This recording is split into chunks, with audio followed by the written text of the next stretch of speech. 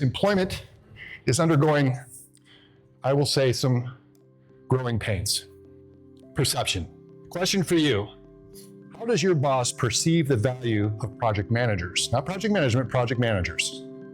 The job done. They get the job done. Outstanding. All right. Client upset. Okay. Keeping the client happy, not make the client upset. Okay. What are some of the negatives your boss might say about project managers? They upset the client. Upset the client. Okay. Okay.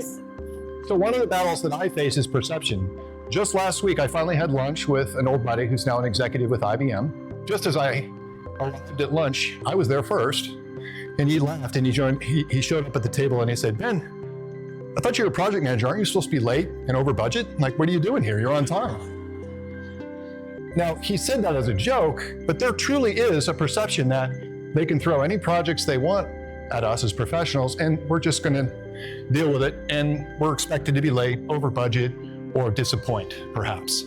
There's a perception out there in some cases, not all cases, right, that the value isn't there.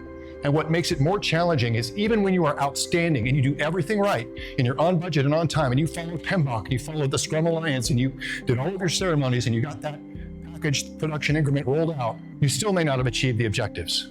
Project failure, millions of dollars in capital, poof, right? So if we're doing everything by the book, and 77% of all projects are still failing, it's time for us to beat the machine.